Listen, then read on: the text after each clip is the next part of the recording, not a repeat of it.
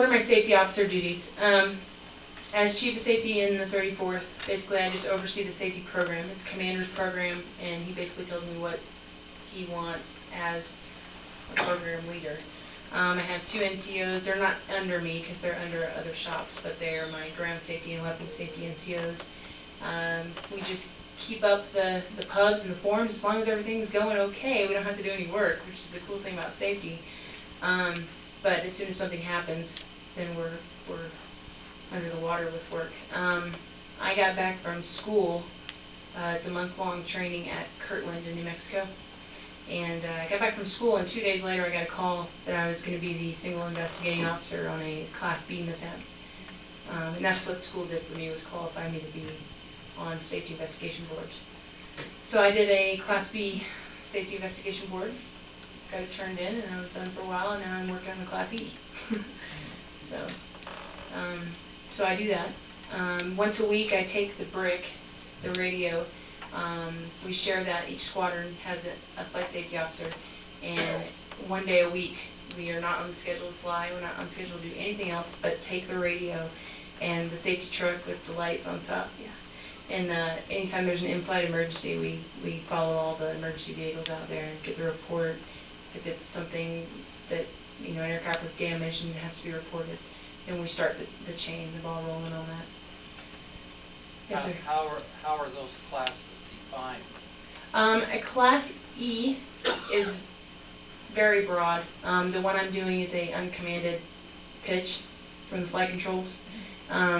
There's tons of categories of Class E, and that's basically something that is unsafe, but yet doesn't really have a dollar amount to it. A Class C is defined as $20,000 to $200,000.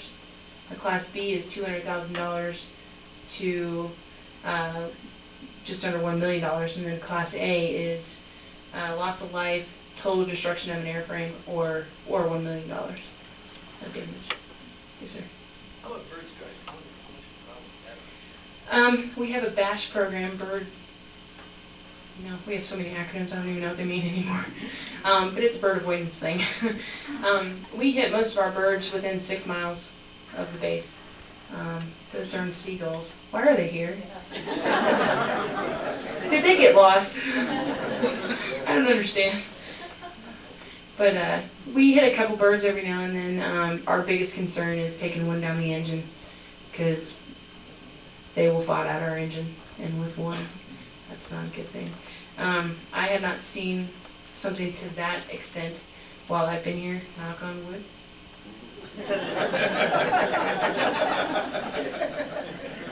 Thank you. Most recent one was dude was on the other side of the lake and got pelted with about 6 little birds on the canopy. So they come down and we collect the bird remains and make sure that nothing, it didn't go down the intake, that kind of thing. And if they landed safely, most likely they didn't. But you can smell a bird if it's been burned in the intake, in the engine. You can smell it. So they do a good inspection of the aircraft, make sure there's no other damage. And you take the bird parts and you put them in a little bag and you put them in the freezer.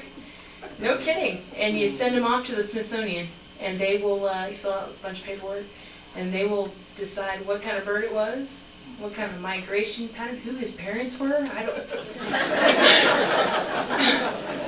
And no kidding, the woman's name, and I think she's passed away now, but there's even better name now, but her name was Carla Dove. No joke. And I'm not sure what the new lady's name is, but I think she has a bird name as well. Yes, sir. All the low altitude, high speed work you do, though, wouldn't you have very high frequency bird strikes? You would think, but that's something we look at before we go do a low level. And if the bird migration patterns, all these scientists do models of when birds are more frequently in the area type thing. And if it's anything other than a medium rate, then we're not allowed to be down low in training.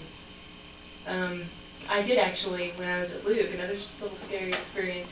I was flying at 500 feet, 450 knots, and a big bird came right by my canopy. Didn't hit me, but yeah, that was a little bit frightening. Which the bird was more He probably was.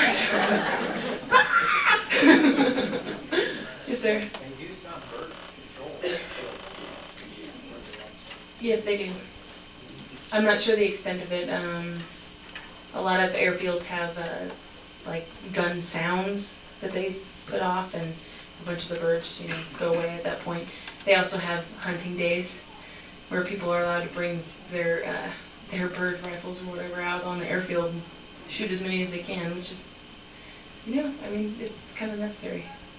Well, your engine, I think, normally, anyway, like we always work on congestion, it's supposed to take a certain amount. It won't take big birds, but it should take some congestion.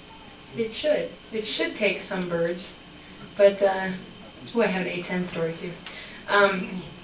It's most likely they're going to damage something in there. Maybe not totally render it unusable, but something's going to be damaged.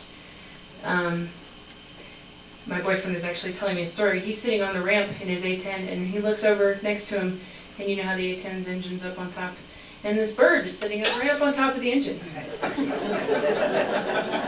And he watches this bird go right into the intake. And the pilot checks his engine. It's good. A10 engines are very sturdy. So it just spit that thing right out and he went and flew. Or so the story goes. Yes, sir. Have you had any high latitude training exercises? High latitude training exercises? What do you mean by that? North. Oh. Actually, I have not, but we're going up to Cope Thunder, the exercise up in Eielson, Alaska in August. So I will then. You have a lot of high latitude training exercises. Do we have a lot? You will get it. I will. You're already there. You're right. I Yes, was sir. wondering about different blocks of airplane, like 50 and 52. Are you restricted to one block, or do you basically fly any block you want to? Or? The question is about the different blocks of F-16s and whether I'm restricted to the Block 40 or allowed to fly the others. I am qualified in Block 40. If I were to go to a different, like what we flew at Luke, or Block 42s, which means it has Pratt & Whitney engine, vice a GE engine. So I had to go through a GE engine course to get to Block 40. Kind of an orientation thing is all it is? And then an EP sim, because there are little different things that you do with the two different engines. A Block 30, I'm not extremely familiar with, but you do have to go through kind of a conversion course. The Block 50, definitely. That's a whole nother aircraft almost. Lots of different avionics and a different engine. Well, the reason I asked that is because they're supposed to have some kind of a modification where they're making them all the same or something like that. Yes, I don't know what they call it. they are. It's called CSIP. I don't know what that stands for. But they are eventually going to make all the F-16s the same avionics-wise. And then you'll be able to fly in one of them, or what? They're still going to have their different engines, so So you, it's minimal. But I can't just go hop in a Block 50 and go fly it. Got to go through some kind of academics, maybe an EP sim. Yes, sir.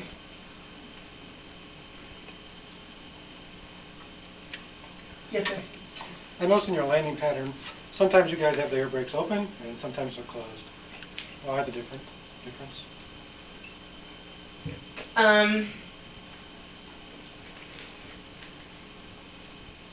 Well, anytime you want to slow down, you're going to put your air brakes out.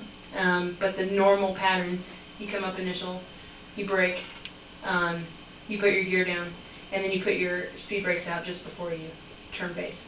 That's the normal pattern. If you've seen it at other places, either they've forgotten to put them in, or... Because I've seen it here, but even on final, some are open sometimes and some are closed. Well, then they've forgotten to put them out. Oh, okay.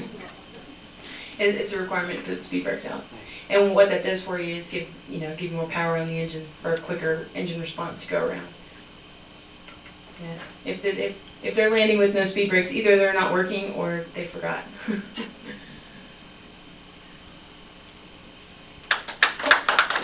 That's my cue.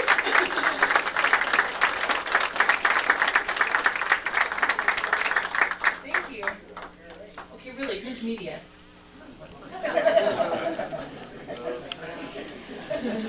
I don't know what I said, that's the point. Thanks. This has been a most informative. Come back next week and we'll do it again.